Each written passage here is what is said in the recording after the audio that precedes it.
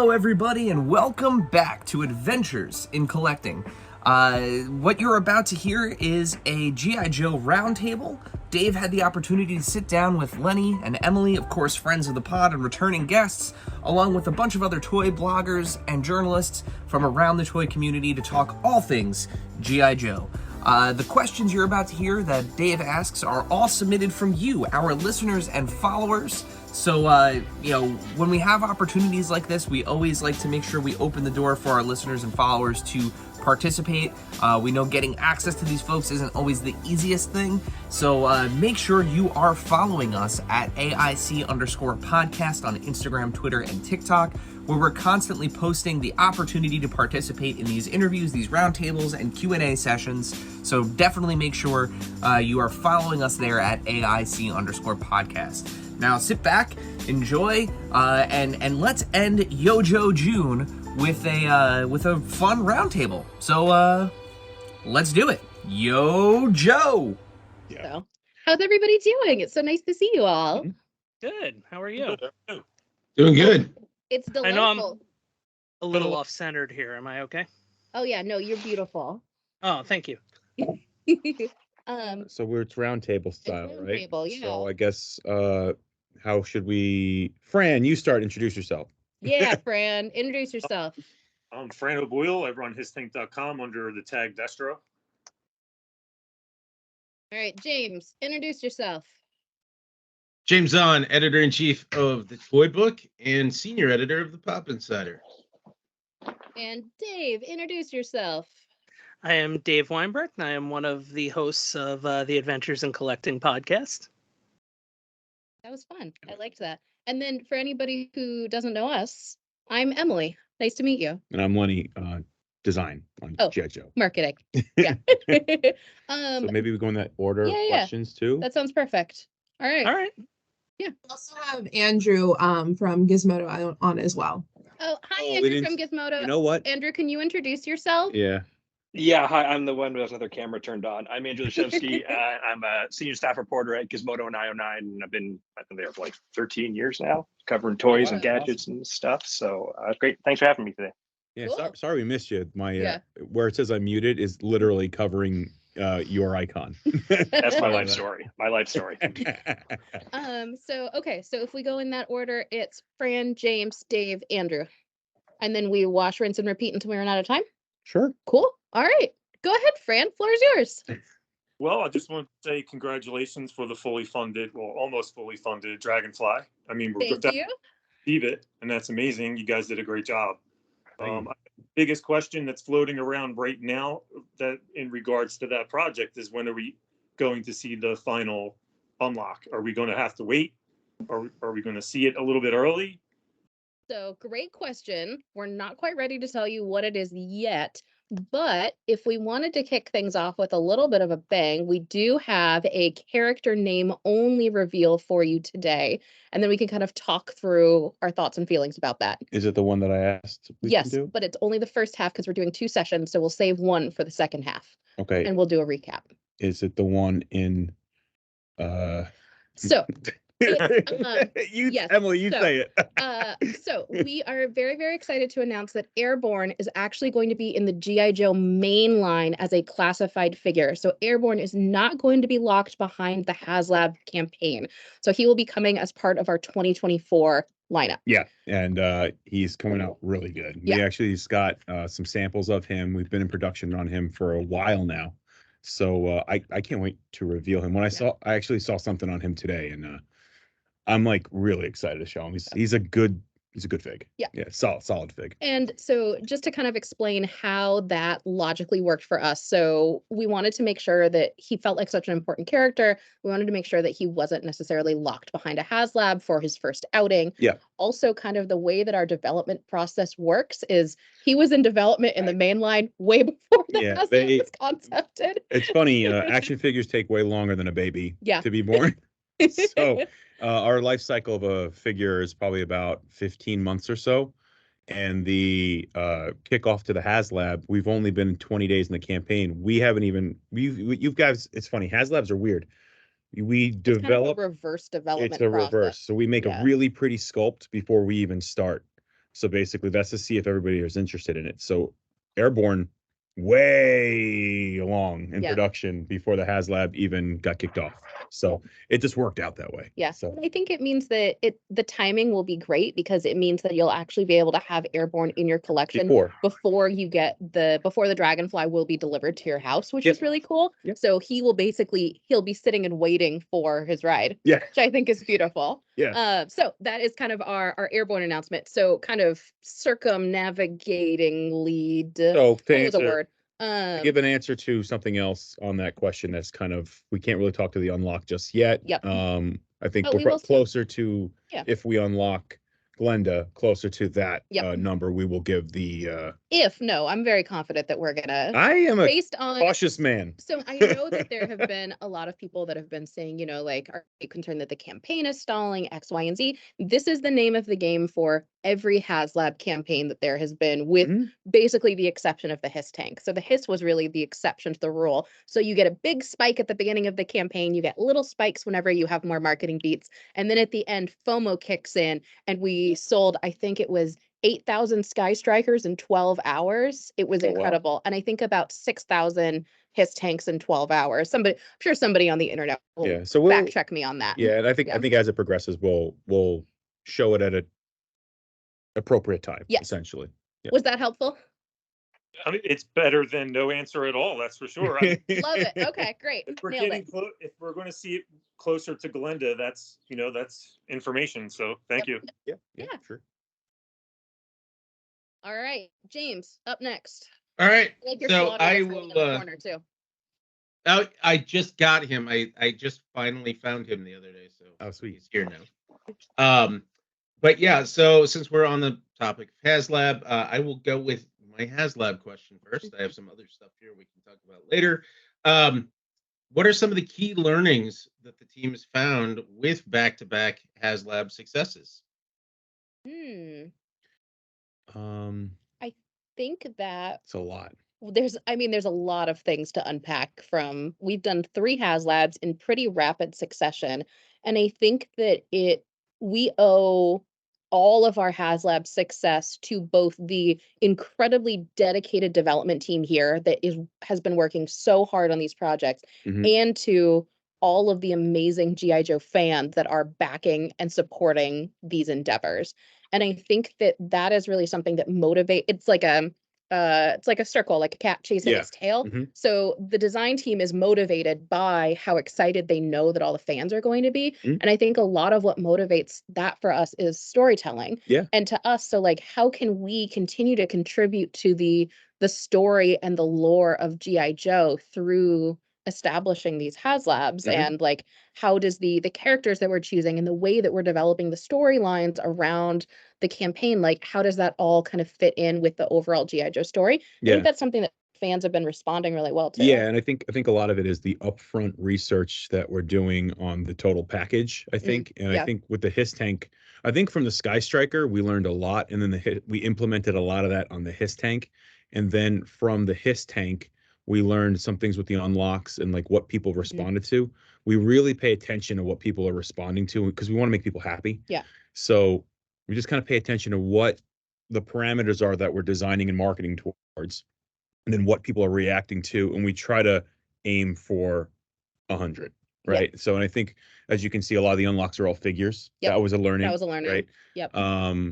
Like the total package that you see out of the gate, like we tried to make it like a total vehicle out the gate. Like we're not hiding any, no accessories behind unlocks. Thank you. I can't speak. I got you. So it's like kind of like figuring out how to like sweeten the deal and incentivize the deal. I think plays a lot into it, and a lot of, for development standpoint, it's a lot of the upfront development of what it takes, because a lot of stuff you guys are seeing, like the painted models, we don't do that until like 9 months into development. Yeah, usually on a traditional product. Yeah, so we are like really far ahead. So we're learning how to truncate all that to show the community and the consumer a total finished product before we even start the product. Yeah. So, and because we want to keep it as true as possible to what the final thing's going to be.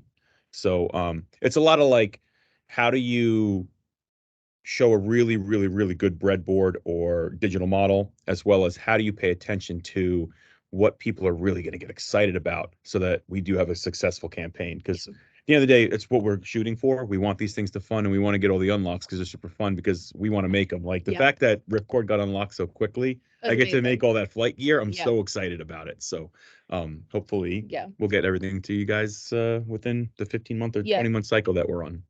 16 to 18. 16 to 18 for HasLabs. Yeah. And then I think that it's also been really cool. Kind of our cadence is we do everything digitally, and then usually about 2 weeks before campaign kickoff, our gray model arrives, and so finally we get to really see what this thing looks like in real life.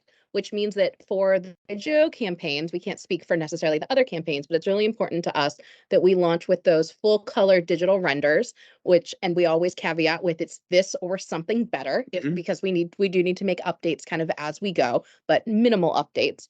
But so we have those full color digital renders, and then we have that physical gray model so that you can actually imagine how big it will be in your space and how impactful that is. Like that picture of Lenny, like looking at the dragonfly, it's enormous. But at the same time, you don't want to make it so wide where it won't fit on a shelf. Yeah. So part of the learning is there too is like we got to pick an item that is going to fit in most people's displays, or like on the top of a bookshelf. Fit on top of a bookshelf. It's thin enough where it'll kind of fit on a bookshelf, or maybe we'll like say if we did a bigger vehicle, like a wider one, we would try to design something in there where it would fit on most shelves, or in a way fit on the shelf through the stand or something like that. So a lot of stuff has to be considered very early with HasLabs, because normally I'm going on a little bit of tangent. Stop me if I'm going too far. Who never goes on tangents? So weird. Like the gray model, a lot of times for a regular vehicle on any toy line, we see a gray model, and then we make adjustments to that, and then we go back to the CAD, and then we adjust that, and we make sure that everything is right. With HasLabs, because of truncated schedule and we need to get it to people, we're doing it on the fly and while people are watching us. Yeah. So the stakes are high. They're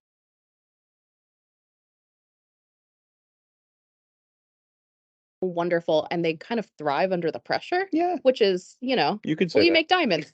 Yeah, which is lovely. You can say that. Yeah, I will say that.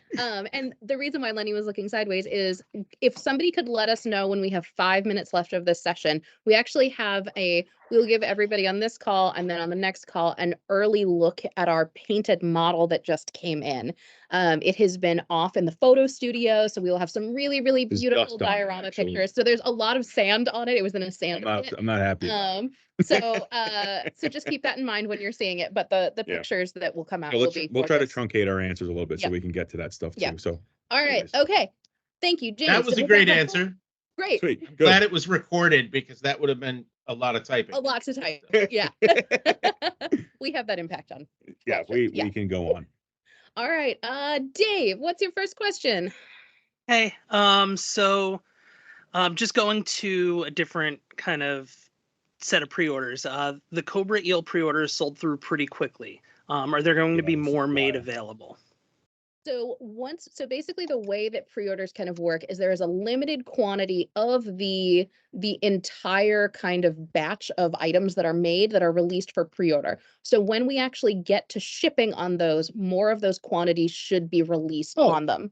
Awesome. Yeah. I got freaked out too. Yeah, no, because I think, and we had been the whole time, we were like, these are going to be really popular. And so yes, there should be some, and that kind of goes for all pre-orders with the exception of convention exclusives is traditionally how that works. So you get your initial pre-orders in, and then there's usually at least some quantities that are released afterwards. Sweet. If that's helpful. That seems like the kind of answer that we want, right? Yeah, totally. Thank you. You're welcome. Excellent. Okay, Andrew, first question, please and thank you. So when it comes to like supersizing a pretty iconic 80s toy, particularly from a property like G.I. Joe that was known for its toy line and its animated series, how much inspiration do you draw from like the original Dragonfly toy, and how much inspiration is drawn from how it appears across various episodes of the animated series, which would always kind of, bring in new features or new functionality you wouldn't see in the toy in the 80s. So I'm just curious what the balance is there when you're designing and kind of modernizing a toy like this. So it's interesting on classified. We are going for our own look comparatively to the 80s line, but we are, as you guys can tell, we're pulling a lot from the 80s line because Fully inspired. I mean, yeah, real American hero, come on. Yeah. You know, but we actually pulled my dragonfly toy, and we looked at the proportions, and we looked at the gait of the skis on the bottom, or the skiffs on the bottom, looked at the angle that it, like, kind of like the angle of its aggression, essentially, of how, like, the line or the silhouette is. So we really focus on the silhouette. And then with the dragonfly in particular, at first we were going to try to keep it more angular, like the original toy, where it's like, it's very, like, cut. You can tell the designer back in the day cut it out of foam, maybe kit bashed together old toys and stuff like that. So we try to stay in the realm of the spirit of what the original toy was. And a lot of classified is pulled from Real American Hero toy line. So we look at the toy first, then we update the toy, not the cartoon. And then, so with the dragonfly, we did some drawings, did some quick sketches, and we even went to be a little more smooth, so look a little more modern, but it actually was looking too sci-fi. So then we kind of met in the middle, essentially, and we looked at real assault helicopters and how they are designed and how their pop rivets are put in. So what we're trying to do from a toy standpoint is keep the silhouette and keep the vibe, but from what classified brings in is that bit of realism and detail that we couldn't mold in the 80s. So what we're doing is we're adding that realism, we're adding the detailing, we're adding the pop rivets, we're adding the scribe lines that we couldn't get before. So I don't think there's really a percentage. It's more of like a vibe. And as you guys can see with some of the images with some of the color on it, how Mark added all this really cool blackout paint for glare, because some helicopters have that on there, and some military vehicles have the blackout on the roof, so there's no glare. So we added a lot of details like that because we do want to put the classified spin on it that pushes it into the little bit more extreme feel than what the Real American Hero line had. And there were some extreme looking Real American Hero vehicles and figures, but in classified we have a particular aggression to the look. We wanted to get it there, but at the same time it needs to feel like the classic dragonfly, kind of like we did the Hiss tank. The Hiss tank, we elongated the nose, we made the angle a little more aggressive, the treads are a little longer. There, if you guys remember, the old Hiss tank was a little more boxy. We're trying to make it, for lack of a better word, more sexy in its feel. So, and I feel like that's kind of the approach that's really taken with everything in classified series. We have the retro version, and then all the way on the other end you have like a really super futuristic sci-fi version. And I feel like everything that we have found that fans have really loved is somewhere in the middle of that. Yeah, which I think it's funny, in meetings we've been doing our, like, what's next, what's the future, and our future planning for the line. And it's like, one of the things we try to look at is if we are a production a design house doing it for a movie, like what would we do? Like how would we realize it? Like a production designer, essentially. And it's super fun to do with the toy know-how that Hasbro's had, especially on action figures for the past 40, 60 years. Yeah, I think that that was a good rambling answer. Yeah. Thank you. You're welcome. All right, Fran, second question, please, and thank you. The very important one, because I know it's the classified piece that I've been waiting for the most. So is there an update when will actually be shipped our Hiss tanks? When are we going to get those in hand? Should be still fall. So we're on track. I think beginning fall. Yeah, early fall, I would say, depending on how you define fall. Yeah. So something October-ish, November-ish. Yeah, we're still on time. Yeah, I don't want to say a month, but it's early fall. Yeah.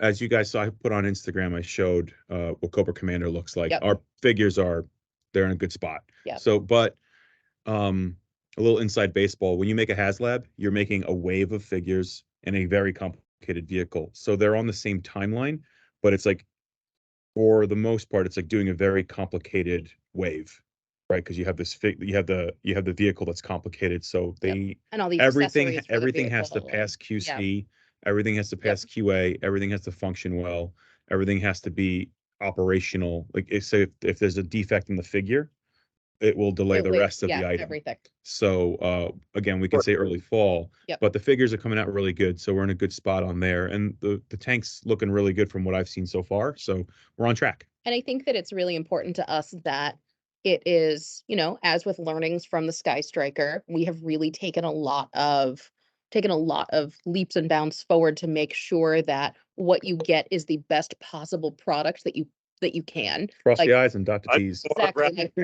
Like, we know that there were Friends. I'd rather wait and have it perfect than have it, get it 3-4 weeks, 2 months ahead of time and it not be perfect. So yeah, exactly. and it's Yeah. kind of our stance on HasLabs too. We're just all excited to get that in hand. That's an important piece. Yeah, me too. I keep on telling my mom it's going to be the centerpiece at Christmas. I wonder if I could do. Oh yeah, that'd be really nice. I like that idea. Right in front of the antipasto. Yep. Put some flowers in the turn. Yeah. Gorgeous. Love it. Fabulous. Thanks, Fran. All right, James, you're up. All right, I'm going to go with the more business end of things now and ask, do you have any updates to how G.I. Joe is being handled at retail, specifically kind of the split between the mass retail and the specialty market, and what the outlook is for growing that in 2024? Ooh, good question. So I feel like we have gotten positive feedback from all of our retail partners about the success of classified dairies, which is really, really complimentary for us because it is, a 6-inch action figure line among many of the 6-inch action figure lines that exist in the world. And there isn't really like current entertainment that it's supporting. So it kind of exists from our imaginations, which is beautiful and really exciting. And there's something that it's tapping into, I think, whether for you it is the characters, whether it's the detail of the figures, whether it's all the stuff that they come with for the world building, there is something that is connecting with fans that we are truly, truly humbled by. Yeah. Yes. And that it's also connecting with retailers, which is lovely and flattering, and we are delighted by.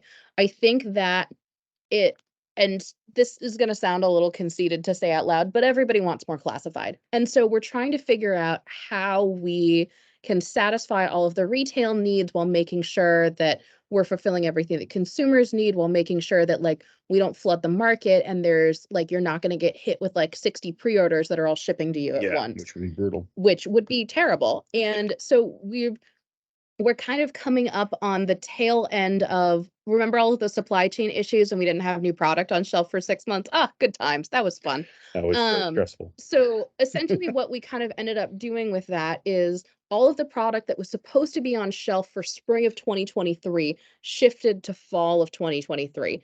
Everything that was supposed to be fall 23 product shifted to spring of 24.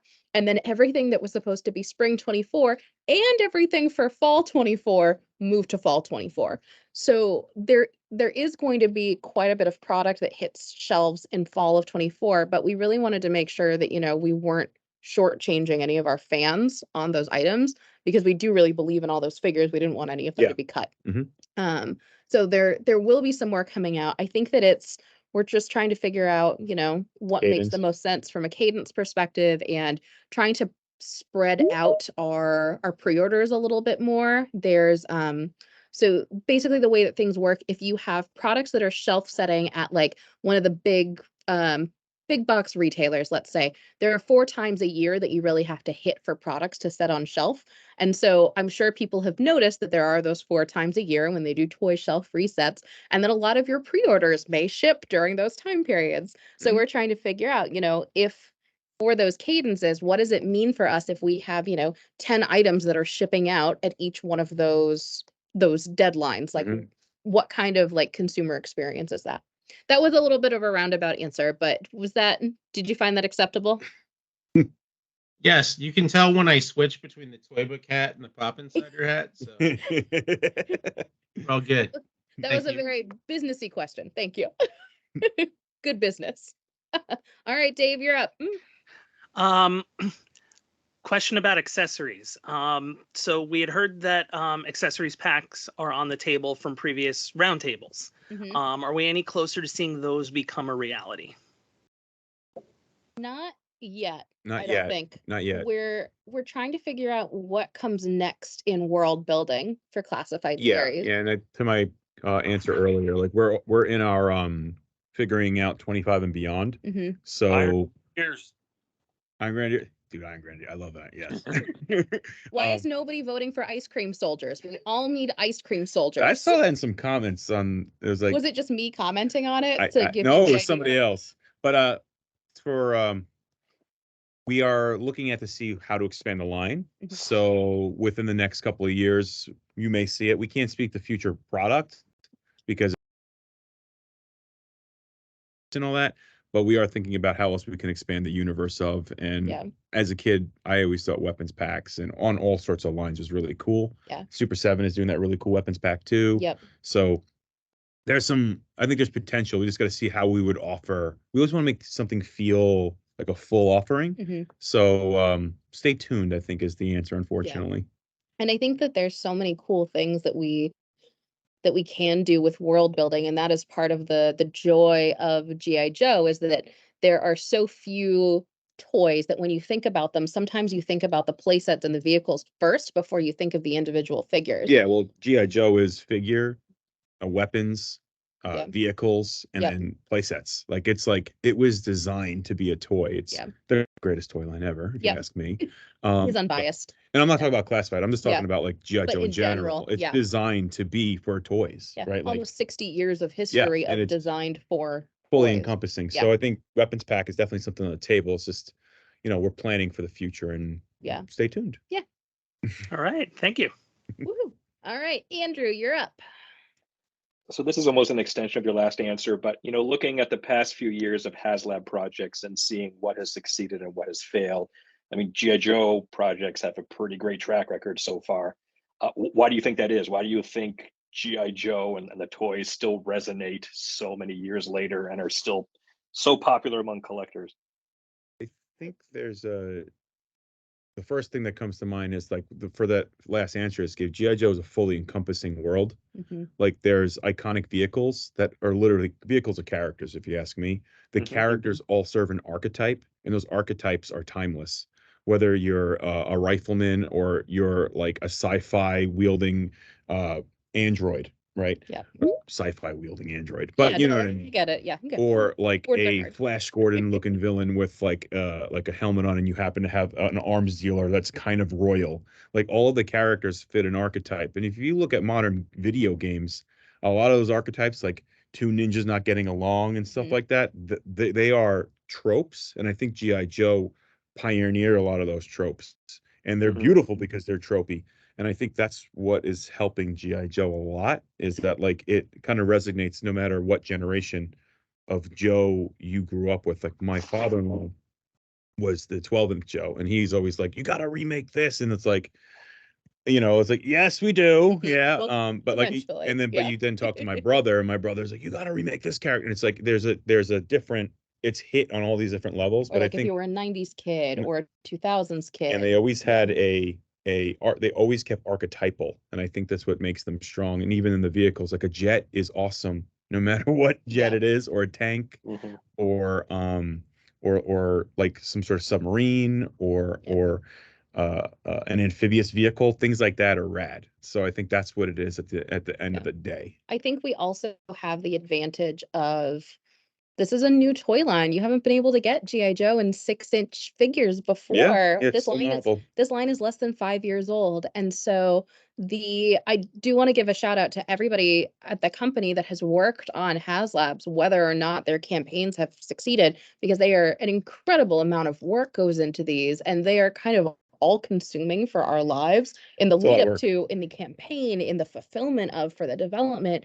And so I think that it's an incredible accomplishment, but that there is that element of newness, where one of our advantages is that we didn't burn through, isn't the right way to phrase it, but the line hadn't been large enough to get to some of these outside of a HasLab format. So like, this is new and it's novel. And it's something that you've never seen before for GI Joe. I also think they complete the collection. Yeah. Right. Like, it's storytelling. If you're going to have a military sci-fi toy line, you kind of need your tanks and your jets, and your helicopters to kind of set the mood, especially for setting the mood on your shelf. Like I like to set the mood on my collection shelves, but like I like to make sure that it feels like the vibe, because you're going for that vibe in your collection room or wherever you keep your collectibles. So I think they're almost like centerpieces. Yeah. In a weird way. And that's how we kind of handle them too.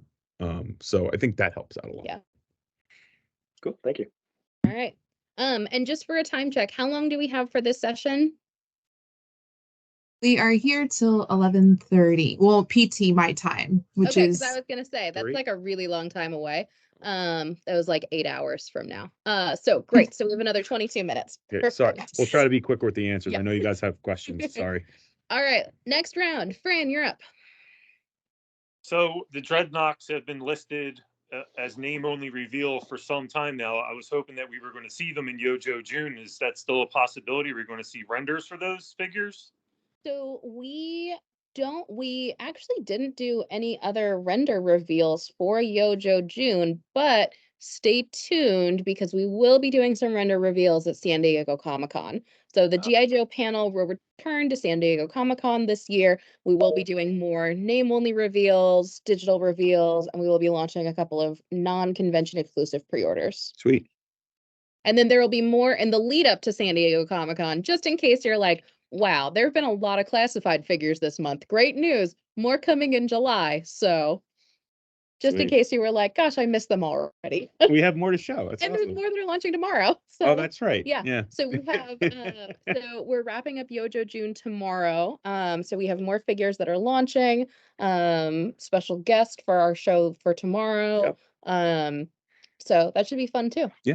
Right? Emily has to pull me out of my day-to-day to like present the product. So Yeah. I forget when When things go live. when things go Yeah. live, because I'm in it, Yeah. you know. That's why he keeps me around. Keep us on track. Yeah, Remember yeah. all the dates. Remember where the pre-orders are Yep, launching. yeah, that's why she says the pre-order dates and all that. Yep. I should I will make you talk do about that the once. No, I'll crumble. I'll just talk about the toy. We did a D&D one once, and Kevin, who was on it, I was like, so Kevin, what time does the pre-order launch? And he's like, 1:30. I'm like, oh, so close. We were live and we couldn't cut it. Oh no. It was great. So I loved it. you should do it from Yeah. always. So Yeah. yes, But I've yeah, learned my soon lesson. we will Yeah, show let's do we'll it. show them soon. And I'm excited to show them because we're really far along on them too. Yeah. So they're pretty crazy looking. Yeah. So. That's And great. I think that we're really excited for San Diego this year, and more to kind of come and what the Hasbro activation will be on that. But I think it'll be a lot of fun. Sweet. Looking forward to it. Cool. All right, James, you're up. All right. Looking ahead a couple months here, there's some stuff swirling with the 100 years of Hasbro. Anything G.I. Joe intersecting with that? Solid question. Wait until San Diego Comic-Con to learn more about the Hasbro 100 celebration. All right. It's an answer. It's not the answer you wanted, but it is an answer. There's something about it in the October issue of the toy book, but Oh, okay. Excellent. That's good to know too. All right, Dave, you're up. So question about the O-ring figures. There's been no news whatsoever on the O-ring. There's been no news on the O-ring line since the successful Sky Striker HasLab and then the Sunbow pack. Is it safe to say that the 3 3/4 figures are at rest for now? Yes. So let's say that they are at rest for now. There are new O-ring figures. So They're at rest for now. they're at rest for now. But that's not it- a hard answer to give. It's a hard answer to give. So there were a lot of things that ended up kind of happening behind the scenes that prevented us from moving forward with our O-ring products for 2023. So at the time that we announced that they were coming back in full force, that was truly what we were on our way to accomplishing. We had figures, they were in development. Mhm. We were thrilled about what the relaunch was going to be, but unfortunately there were just some things that were happening that We had to meant- rework our strategy. Yes, a we had to little bit. rework our strategy. So hopefully we'll be able to give more updates on that in the future. But for now, that line is at rest. Okay, thank you. All right, Andrew, you're up. I think if you were to poll kind of kids who grew up with GI Joe and said, what one vehicle would you like to see come to HasLab? Obviously, the obvious answer is going to be a logistically impossible 6-inch scale USS flag. But from the old 80s. Yep. Is it 80? Pardon me? It would be 80 feet if it was 1/12 scale. That's practical. If you're making a real aircraft carrier, if you're making a flag, it wouldn't be 80 feet long. It'd be like 25. Sorry, I didn't mean to cut you off. Sure. No, I would still make room for both. But is there are there vehicles from the original 80s line that kind of like at the top of your list I would love to see get the classified series treatment one day? Can I say things that I want to do? Yes. So the caveat to this list is it is Lenny's favorite things. It is no way, shape, or form indicative of future products that will be coming out in the line. It's just things that Lenny is excited about. I don't think it's possible. I said just bang right into it. I would want to do Defiant. I would want to do Defiant would be bigger than I would want to do Rolling Thunder would be sick, but I think it'd be too big. A Mamba, actually, I'd love to do a Mamba. They'd be pretty rad. It'd be weird. What was that submarine that had the like fizzy stuff that would go up that's and small. That's submarine would probably be like this. I forget the Barracuda. I love the Barracuda as a kid. It would probably end up being Never mind. That one's feasible. Sorry. Or the whale. The whale I think would be awesome. And I'd love to try to figure out to make like a rubber tube on the bottom of it to be the for the hydroplaning that it used to do. Or even like I always get the name wrong of it, but it's like the battle station that's in the water. I always forget the name of it. Somebody on the internet will tell us about it. They'll tell me how wrong I am and how, but it's like the battle station would be cool. The bivouacs, but I don't think the bivouac and the guard station actually have to be a HasLab. I think they're in a good size. Trying to think of like modularly. The one that I would love to make a Tomahawk. We talked about, I'll say this, we talked about the Tomahawk before we talked about the Dragonfly. The Tomahawk, think about how big the Tomahawk is compared to the Dragonfly. And then when you see the Dragonfly, it's like, the Tomahawk would be a beast. It carries, like, I think it carried 10 figures. I have one at home. I think it carried, because it had the seating in the back, and then it carried 2 pilots. It's so good. Tomahawk with the camo, and we figured, sorry. I get a little excited. But I think those are the ones I'd want to, like, reach for. I think the Mamba would be crazy looking, and I think it'd be remiss to not say the Rattler. I think the Rattler would be wild lethal. Come on, or like a Night Raven in 6-inch scale. That would be big. Night Raven, like roughly the same size as the Sky Striker, which would be like 4 feet long. I don't know. I think we can get it for a good size. I've looked at something and trying to like scale it out. Maybe that's something where we pull the scale down a little bit so that we could get it there. That was one of the Christmas presents that was we still believe in Santa Claus, but my dad that year was like, he's very Brooklyn Italian guy, right? Talk like this. He goes, Patty, here's my mom's name.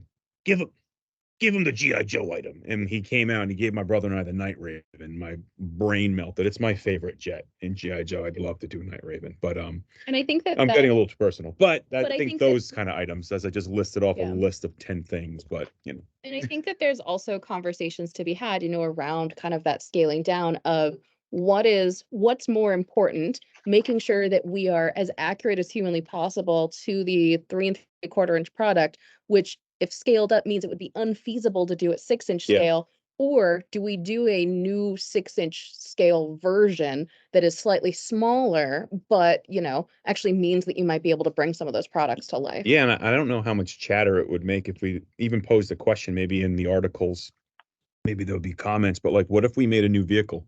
Like, what if it was a new vehicle that was very G.I. Joe? Yeah. Would the fans be receptive to that? And would love to figure out how to get like data on that. Like, how do we see if like, hey, what if we made a brand new type of tank or type of jet that like fits within the classified scale? Would people be receptive of that too? Because it'd be super fun to like just get into the weeds of design new thing. Yeah, there's another question I was going to have. Is there an idea to, because this classified series is kind of not necessarily a complete duplication of the 80s series, but is there any idea in terms of bringing a new IP vehicle into the fold? We'd love to. I mean, when we first, so before Classified came out, myself and another designer, we were ideating what G.I. Joe could look like. So some of we were coming up with some crazy vehicles. We were going everywhere from classic GI Joe to a little more zany GI Joe. And we were looking at like one of the vehicles we looked at was reinventing the Rhino and what we could do with that, but we really pushed it far. We came up with vehicles that were like have helicopters detaching from them, getting a little more, that's cool. yeah, getting a little more 90s with it. So yeah, we did a lot of ideation. We even got like, I think we did like a rock and roll, like a surf van kind of thing too. But then it opened up, instead of it being surfboards, it's like machine guns come out. So we were looking at stuff like that. A little too zany at the end of the day. But yeah, we'd love to bring new stuff to the line. The Coil is a new vehicle. So Baroness's Coil, which is like this kind of like Rhino version of a motorcycle. Or not a Rhino, but like it's supposed to be like a heavy motorcycle that can like break through walls and stuff. So yeah, we definitely want to. It's just a matter of feeling out what do people want. You know what I mean? We got to weigh that, like when to give something new, when to give something that's based in history kind of deal. So that Baroness and Coil pack was the first GI Joe classified figure that I picked up before I started working on the line. Oh, sweet. And the snake that she comes with that fits on her arm brings me great joy still. I had this vision that she was like this sorceress and she had this like robot snake that she could command and to shoot lasers out of. It's even better. Instead of acid, instead of shooting poison, it was shooting lasers because I don't know, it had this like intent, I don't know, sci-fi craziness to it. Sorry. Now we're rambling. I apologize. Thank you. Okay, so we have 6 more minutes if we want to do a last speed round and see where we end up before we quick about the answers. Yep, we'll be quick about the answers. We'll be decisive and definitive. All right, Fran, go. Lightning round. This is going to be a hard question, but the AAA GI Joe video game, is there any information that will be available coming out for that? Because I think that is going to have a huge, gigantic impact on the marketing for GI Joe and getting it out to new people.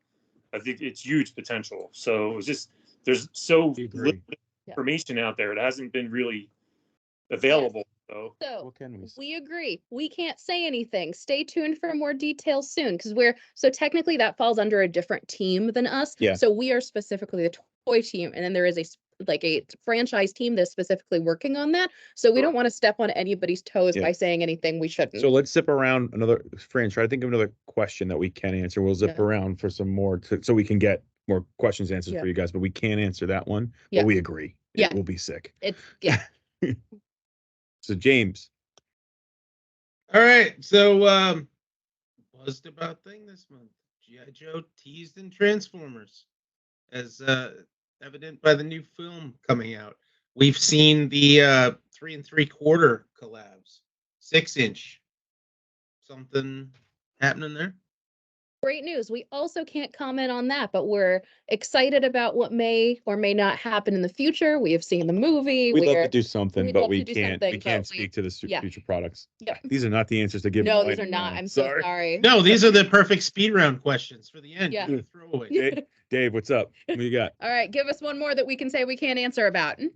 Don't know if it'll fit in like that, but like the Sergeant Slaughter release from last year, is there any opportunity in the future for figures to come packed with more alternate hands like fists or saluting hands? Yes. Great news. That was an easy one. I'm on it. Stay tuned for the future. Getting yelled at costume, right. but yes. Yeah, great. That was an easy one. All right, awesome, Andrew, but thank you. Speed round. Andrew's tapped out. I'm happy to pass to someone else. Hot dog. Who has another speed round? Fran, you want to try again? I don't really have much. You guys went over so many things. I'm quite honest with you. We were comprehensive. We were comprehensive. Anybody else? We still have like 2 more questions or 2 more minutes. We sped through those. You're supposed to show them. Oh yeah, no, I scheduled that into the time block, so it's like 3 more minutes. Okay. No, we don't swear on this. This is wholesome family entertainment. They bleep it with like a cobra. I mean, they would. I've been asking them to do that. Anyway, sorry, Fran, you were saying. Nunchuck figure that's been out there. It's been floating around that we're going to get nunchuck. Is that something you guys can speak on? We cannot comment on future figure releases, but if I were you, I'd sure hang out and figure out what pre-orders are launching tomorrow. Okay. You want to show them the helicopter earlier? I got one more. Yeah, what's All up, right, bud? go for it. So with plastic packaging making its return, will we continue to see the retro carded releases at Walmart or other retailers? Great news. We can't really comment on upcoming figure releases, but We really like that line. we really like that line, and we think that it's really important that it's perhaps available to more people, and that we continue to kind of push the characters that are included perhaps in a line like that, if maybe that was something we wanted to keep doing in the future. Yes. How's that? All right, thank you. That Nice. works. James, you got one last one before we grab our baby? Yeah, just random thing. The old exclusives, the Serpentor and the Dr. Mindbender, are those going to become available again, or are they just going to forever be sold out? They were Comic-Con and PulseCon exclusive, so they were single runs, so we actually can't rerun those items. So that was it for them. Which we're glad that so many people liked them. Yeah. It was we did, I believe, by the end, because we Can you say a number? No, we can't say a number, but we ended up doing 4 times more of each of so we did the same number for both Mindbender and Serpentor, because we assumed people would want both of them, and it was 4 times as many as we did for Zartan the year before for PulseCon. Yeah, and I would actually throw the question out there. So items like that, especially like Dr. Mindbender characters that have been in mainline and all that. And this is not like we will do it, but it'd be interesting to get feedback to be like, would you guys want to see those in other iterations, colorways, different offerings, things like that? It wouldn't necessarily come with the same package. Yeah, it wouldn't be what they were. Other, we would definitely offer it in a new refresh, essentially. So it'd be great to see if the fans want to see that stuff refreshed in a different way. Same molds. Absolutely. Put out Mindbender with the Cobra symbol on the cape. That's enough change up there alone. Yeah. Cool.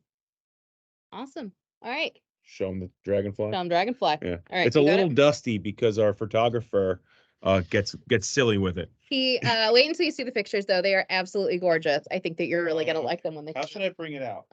Do you want to hand? Do you want to I think hand I'm gonna take them off the. Yep. Do you want me to give me a hand? I got them. You got them? That's.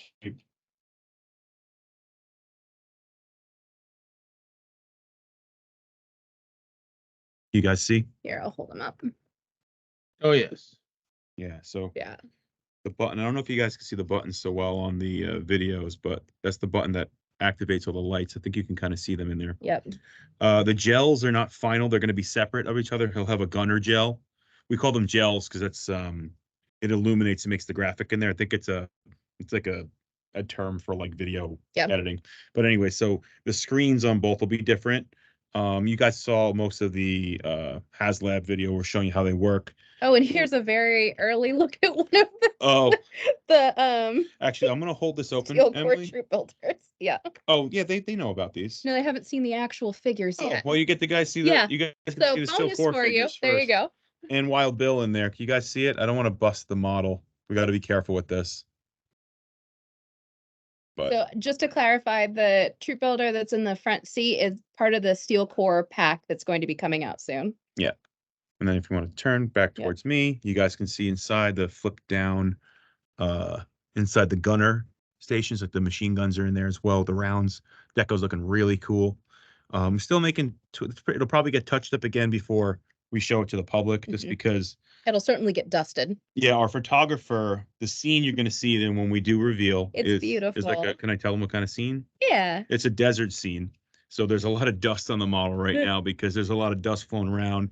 He was using the compressed air to make explosions and stuff like that. Matt, we have 3 Matts on the team. So Matt C had a blast doing it, and it shows. But the items coming out that he doesn't enjoy photographing all of our items. I wonder he's been stuck on G.I. Joe photography for like a month at this point. He's having a great time. So if you guys can see, that's all the pop riveting we were talking about, like a lot of aviation, where it's like thousands of pop rivets all over the thing. So let me know if you're getting dizzy if I'm moving this around too much. But we're pretty excited about it. So photos should be out sometime in the next week and a half or so, as soon as they come back from being edited. But they're beautiful. We're thrilled. Yeah. It's really nice. It's also like, it's enormous. I'm going to take it. Yes. All right. So that was your sneak peek. I hope that you felt like this was worthwhile. And does anybody have any follow-up questions after they've seen our friend? Do you want to just set it down flat on the table, Lenny? Yeah. Because we're going to have to do it again. Yeah, we're going to get it. Okay.